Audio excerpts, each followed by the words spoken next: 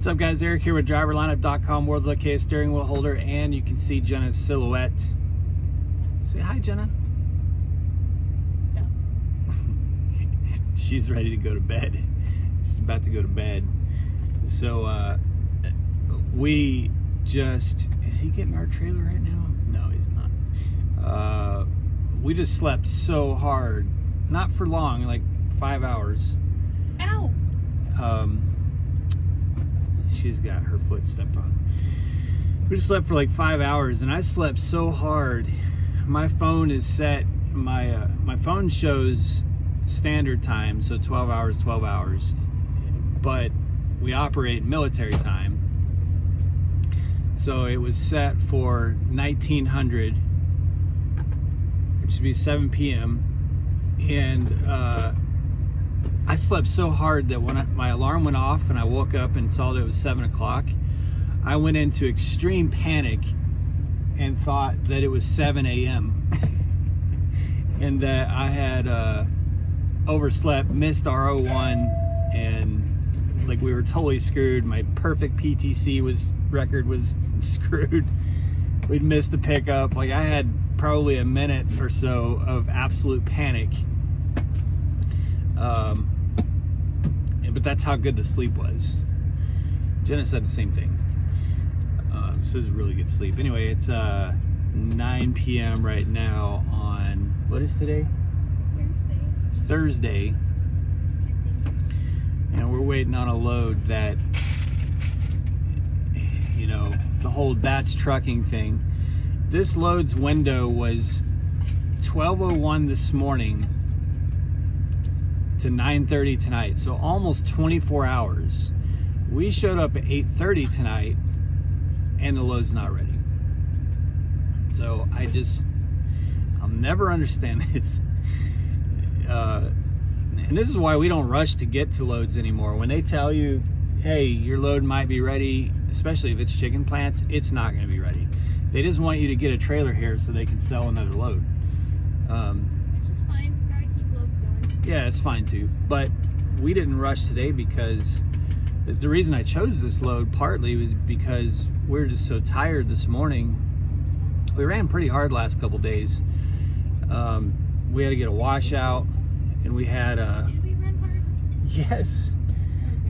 Okay. I ran hard. We had to get a washout, and we had to get 100 miles over here, so I chose this load because we wouldn't be so rushed about it. But anyway, I want to tell you guys something interesting that happened in the last 4 days. The last 4 days, we've done 2,000 miles, but we've been to Prime each of the last 4 days. Isn't that weird? Isn't it weird that you can drive 2,000 miles and be at Prime in Springfield every day, 4 days straight? First day we went to Prime, we had our load canceled, of course. Second day we were at Prime, we took a load out to Wintersville, Ohio, but we went towards Oklahoma to get that load, and then stopped at Prime, napped for 4 or 5 hours, scaled, then went on to Wintersville, Ohio. Then in Ohio we got a load that went to Tulsa, and stopped at Prime for 4 or 5 hours early in the morning this morning. So we've been at Prime every day. That was this morning. Anyway, that was this morning. So we got to Prime at like 1 o'clock this morning, parked, and then left there at 5 o'clock this morning. Jenna showered there. That was one of the reasons we stopped there too. So it's weird that you could do 2,000 miles and still be at Prime in Springfield every single day during that 4 days. It's kind of strange how that happens. So we basically zigzagged back and forth across Missouri for the last few days. And then today, this morning we got one of those ghost pre-plans. Matt from No Luck Trucking calls them ghost pre-plans, where you can't see it, you don't know what it is, hasn't been proposed to you, but it shows that your truck is locked up on a pre-plan.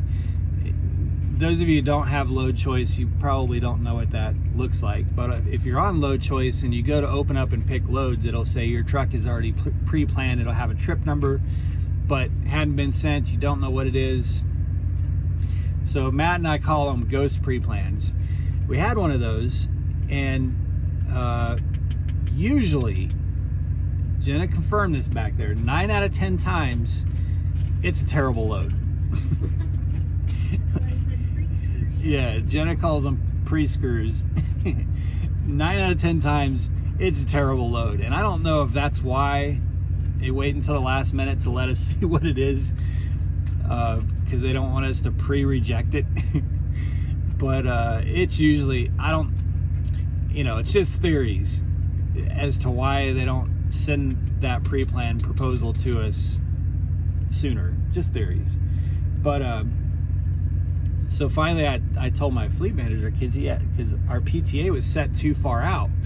We were being unloaded. We got to this receiver today. It was supposed to be a drop and hook. They didn't have any empty trailers, which this particular company, I'm not going to say who it is for reasons, but this particular company, it's always a great experience, always in and out, really easy, Super nice. really friendly people, but they never ever have empty trailers, ever. We've been to them down in Houston, been to one in Indiana, and now one in Oklahoma, and they never have empty trailers. And we don't pick up loads from this company either, which is really weird. We only deliver loads to this company. So I don't know if Prime just sends drivers there to get trailers. That may be the case. Maybe Prime just views that as a place to go get empties when they need them, but there's just never empty trailers. So anyway, they offered, Jenna, when she went in to check in, they offered to live unload it if we waited there for a couple hours, which we didn't want to go hunting for an empty trailer in Tulsa. So we waited for them to unload it. It would take a couple hours to find a trailer anyways. Yeah, it would have, Tulsa's, I'm not that familiar with Tulsa, but I don't think it's that easy to get an empty trailer at that time in the morning. So we didn't want to deal with trailer hunting. So we were just like, yeah, we'll wait a few hours. Anyway, my PTA needed to be, I couldn't open up load choice. You can't open up load choice until 2 hours before your PTA. Well, my PTA was set for 1300 and it was 1000 at that, or like 9:30 at that time. So I messaged my fleet manager. I'm like, hey, here's our situation. We're going to be live unloaded. Can you move our PTA up so that I can look at load choice and find something, see if there's something leaving out late this afternoon or early this evening? And that's when we saw the ghost pre-plan. And so I told him, and he sent it to me, and it was awful. Now I had just fallen asleep when he said, well, here's what that pre-plan is. So in my state of confusion, I almost was like, we'll run that. And then Jenna had to bring me back down to earth and make me think about it for more than 15 seconds. And then I realized it was awful. You just didn't feel like typing out a message to say no was the only reason why you weren't initially going to say no. I was grasping for some reasons that it could be okay. It was not okay. It was not an okay load. It was a shipper that never has the load ready on the day that it's supposed to be ready. It was tight. It went from Oklahoma to Seattle, or Washington and Oregon. It had 4 stops, 2 in Washington and 2 in Oregon, both in the cities. Really tight time to get up there. There's snow coming into Colorado. So we don't like running up there anyway. So it's got to be a really good, manageable load with good pay for us to go up there. We hate going up there. And it was like $1.50 a mile. So it's like, I'll take $1.50 a mile loads all the time. Not that way. Not to go up to Seattle and Portland with 4 stops. No way. So it just wasn't going to happen. So told my fleet manager, I'm like, hey, you know, not doing this. And there was no dispute whatsoever. He's like, 10-4.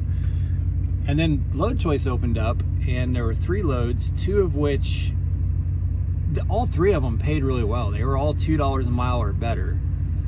But 2 of them, and if you guys have listened to my podcast, which by the way, the podcast is on Apple Podcasts now. So now you can get the podcast anywhere you get podcasts. Anywhere you listen, any app you use to listen to your podcast, Spotify,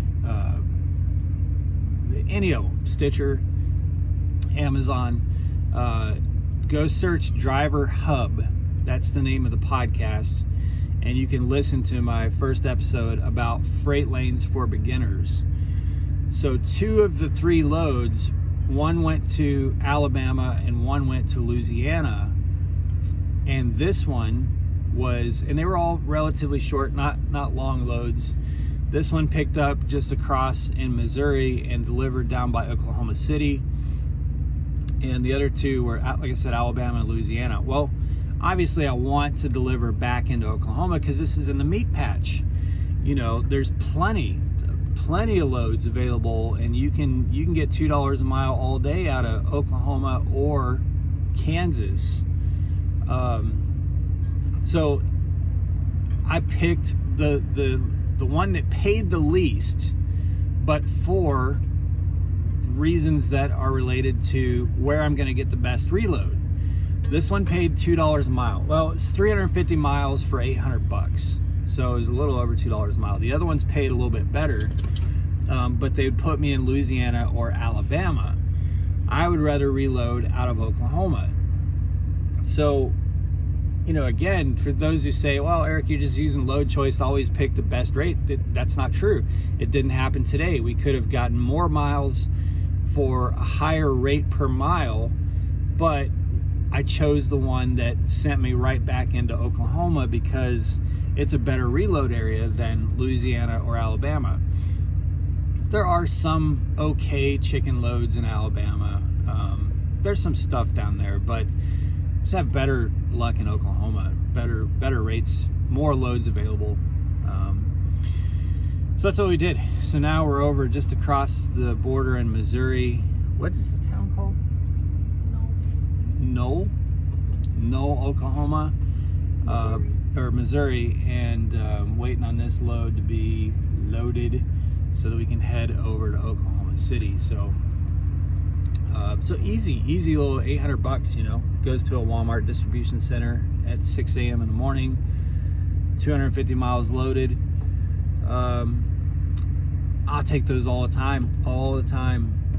You know, we find ourselves constantly talking to drivers telling us, you need to run longer loads. No, like even in, we'll do what we want to do. Yeah, we'll do what we want to do.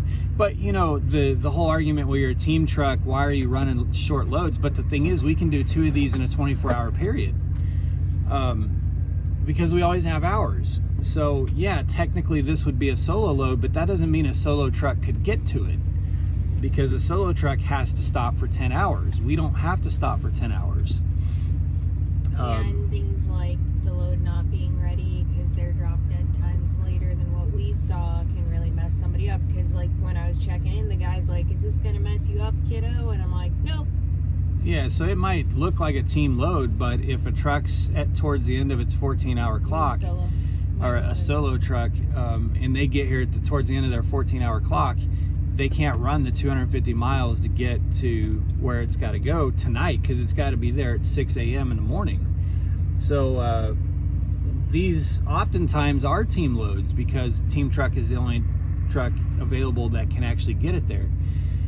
So, but we can do 2 of these in a 24-hour period, you know, or a 36-hour period at $800. I mean, that's giving us $1,600 in revenue if we did 2 of these in a 36-hour period. $1,600, man, I'd do that all the time. I'd do that all week. And we try to, because it's only 100 miles empty and 250 miles loaded. Love it. I do it all. I much prefer doing this than running that $1.50 mile all the way out to Seattle and Portland and then just hoping that there's something, you know, coming back across. And I only get 2 of those loads in a week. I can get a whole bunch of these little loads in a week. So that's what we're doing. So anyway, but I thought it was strange to have run 2,000 miles in the last 4 days and still being at Prime in Springfield every single one of those 4 days. Just that's how much you move. A truck moves, you know. It's kind of weird. But that's our current status. So that's my update for today. All right, guys, be safe, make good decisions. Oh, please, if you haven't done so, join our Discord. It's popping, you guys. It is popping. We're making some changes to it because there's almost 300 drivers on there. If you're not familiar with Discord, it's a messaging app on steroids. If you click the link down below in the description, you'll just look down there. You'll see the one for Discord. It's got a great mobile app. When you first log into it, you're going to see a welcome thread. There's no conversation in that thread. Open up the menu and go over to the general thread. Then you'll see all the conversation. There's tons of drivers, mostly vast majority are Prime drivers, just talking about anything and everything. And then there's actual categories like lease operators, new drivers, trainers, hacks, tips and tricks, all kinds of stuff that you can open up those categories and have conversations with those. So it's really I mean, Jenna, today people were finding out things they didn't know, like information about the Blitz that's coming up, and it's a really helpful. I love it. So I highly recommend you, if you haven't done so, join our Discord server. And Jen and I are both on there every day at some point. So that's the best way to chat with us and connect with us. So, all right, be safe. There's much better, more entertaining people to talk to on there. Yeah, there are far more entertaining people to talk to on there. All right, guys, be safe, make good decisions. Always drive to thrive. We'll talk to you soon.